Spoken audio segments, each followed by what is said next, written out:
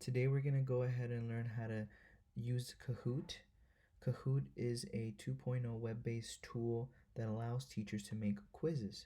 These quizzes can be assigned in multiple different ways. Um, it can be assigned as homework, where it gives teachers an opportunity to assign it for a due date, or even use it to teach a virtual lesson. The first thing you want to do when you go to Kahoot.com is sign up for an account.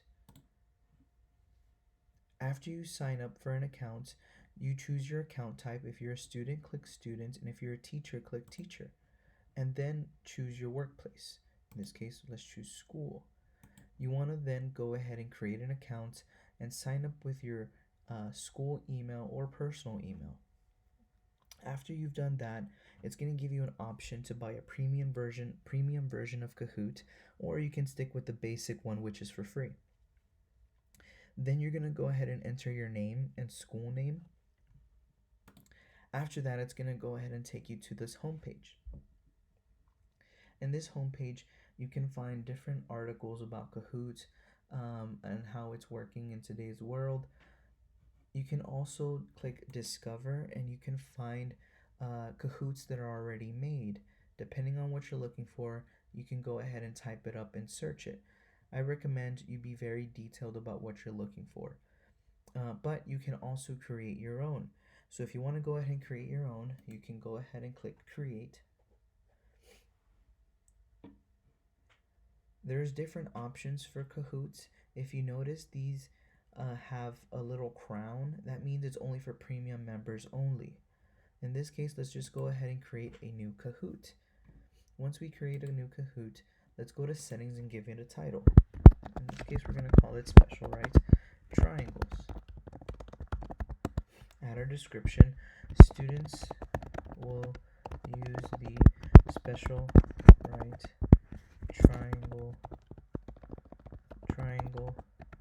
theorem to solve for side lengths of a right triangle. Then we go ahead and click cover image and click change. Kahoot has a nice library of pictures. So whatever your topic is about, they'll probably have something that you need. In this case, let's choose math, and they have all these nice math pictures. A lot of them are fun. I personally like to just be funny about it, and I like these little chickens. So let's go ahead and choose that as our cover image, and let's click done. After that, now we want to go ahead and make our questions. However many questions you want, you click add questions. If you want to duplicate a question, you can too. If you decide you don't like this question, delete it. Let's go ahead and name this find the value of x. And you can either put your question here, or even you can upload it as an image. Say if you have an online textbook and you want to just copy and paste the image, save it to your folders, and then upload it to Kahoot. So if we go ahead and go to our images, now we have our question here. You can even put a time limit. All right, if it's a fast questions, you think students don't need more than 30 seconds, you can go ahead and change the settings to 30 seconds. If you feel like students need a little bit more time, give them 240 seconds. The points are off of 100, and it takes off points depending on how long students take to answer the question. And also you can add your answer, right? So in this case, we have different answers here. You can even use exponents, even different symbols. Especially for math, it's really hard to find these symbols in different applications, and Kahoot has a very good amount of math symbols that you can use. So we can use that. And if you notice, every time I write an answer down, it puts a circle next to each of these. If you click on this circle, that's the one that is the correct answer. So if students pick this answer, then that's the correct one. Okay, so after that, once we're done, we can go ahead and have our Kahoots ready to play. It's going to take you to this Kahoot page where you can find your different Kahoots, create a new one, and assign them to students. So if we go ahead and play, it's going to ask you if we want to assign for self-paced learning, and when you click on assign, it gives us a due date. So you can put the due date for whenever you want students to turn this in. If you don't want, if you want to do more of a virtual classroom, you can go ahead and click teach.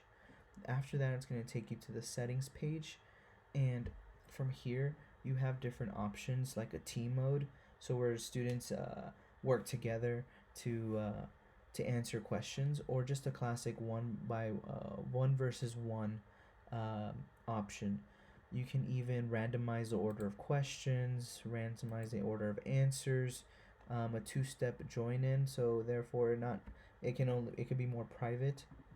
um, After that, just go ahead and click on classic, and it'll take us to the Kahoot page. From here, you want to give students this pin,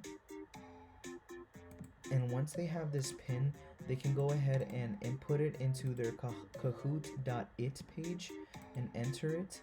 They can choose their nickname and then go ahead and enter your Kahoot. After that, once you have all the players there, click start. Students will have their page where it says getting ready, um, gives them time for a question,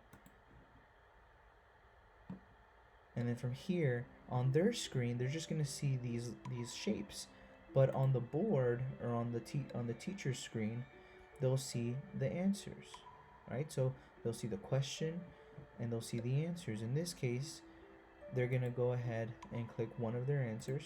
Let's click circle, and we got it right. After this, on the teacher's page, it's going to show you how many students got the question correct. It's going to show you how many students picked the triangle, diamond, or square. You can even use this to kind of ask students, what was their thought process for this question, or for those students who were correct, what was your thought process while you were going through this question? The cool thing is too is you can show the picture that is being used. After that, once the Kahoot is done, teachers, you can go ahead and click feedback. Students, you will be asked to give feedback. So if you rate this 5 out of 5 stars, gives it 2 thumbs up, and you were very happy with this, or you were sad, or you just didn't have fun at all, you can express that as well. Teachers, once you view your feedback, you can view your reports, and it takes you to the report page. And then from here, it tells you information about individual players, how many questions they got correct, which ones did they get wrong. It also gives you data on the different questions that were answered. So how many students in the entire class chose the correct answer, how many of them chose the wrong answer, and also you can see the feedback of how the students felt during your Kahoot.